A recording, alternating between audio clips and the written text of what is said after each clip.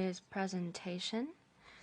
According to our practice, we will begin by hearing the delegation of the country concerned by the report. I now give the floor to the distinguished representative of Afghanistan. You have 5 minutes.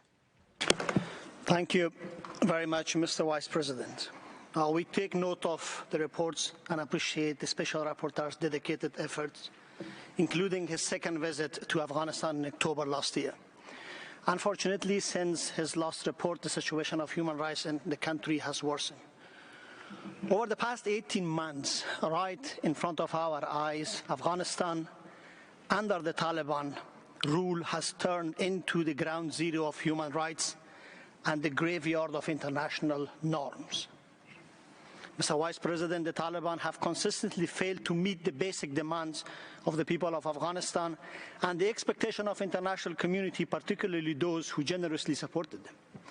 Continuous edicts, decrees, and caprice of their leadership has further deepened the humanitarian and human rights crisis. Women, minorities, human rights defenders, civil society activists, and the former members of the ANDSF go on to suffer on a daily basis. Mr. Vice President, severe abuses of human rights and violation of international humanitarian law persist with impunity. Banning women and girls from all education, access to parks, gyms, and public places, and working in NGOs, as the report alludes, is among the most draconian in the world. There is no other country in the world where women and girls have so systematically been deprived of their fundamental rights, only on the basis of their gender, as a matter of policy. As some member states previously alluded in the previous speeches, that there is a gender apartheid in Afghanistan, a cruel apartheid. Arbitrary arrests and the forceful detention of peaceful women, human rights defenders, university professors, and activists, together with discriminatory measures, should be investigated as gender persecution, a crime against humanity. Mr. Vice President, this report is the tip of the iceberg. Many violations are still going undocumented. Many casualties are still overlooked. The full nature and extent of violation and abuses demand an immediate and effective response by the human rights system. It's our common responsibility.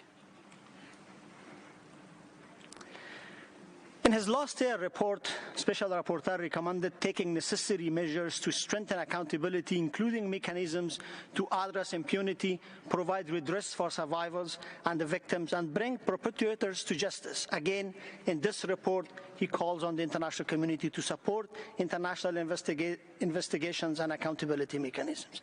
Given the limitation and the scope of and the focus of the ICC, combined with the principle of complementarity, the dismantlement of rule of law, Afghanistan's independent human rights commission, revocation of constitution, and the lack of full, prompt, and transparent investigation by the Taliban, and the absence of any indication in the future of national justice efforts, there is a need for investigation in real time as the atrocities are unfolding. An independent investigative mechanism can fill the gap, collecting, analyzing, and preserving evidence of human rights violations of people of Afghanistan, especially those women, children, and vulnerable groups. In the words of the Secretary General, this Council's Commission of Inquiry are essential to justice and accountability, and also to contribute to the global fight against impunity, serving to deter and prevent further violations. We welcome Council's expansion of the Special Rapporteur's mandate to include documentation. In furtherance of that aim, we strongly urge the Council to answer to the unified call of fearless women rights activists and human rights organizations around the world to establish a robust, independent investigative mechanism for Afghanistan. Mr. Vice President, I end my remark by evoking the fundamental demands of my people.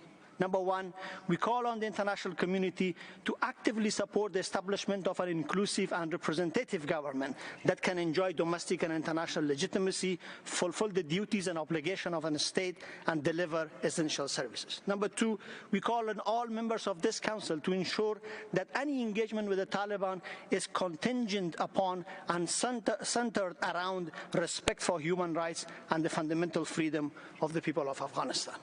This year marks the 75th anniversary of Universal Declaration of Human Rights, this is the moment to redouble our effort to protect human rights everywhere and anywhere, and for everyone. The universality of human rights is not up for negotiation. It's rather a very foundation of the work of this Council. And I thank you, Mr. Vice President. Je vous remercie. Thank you very much.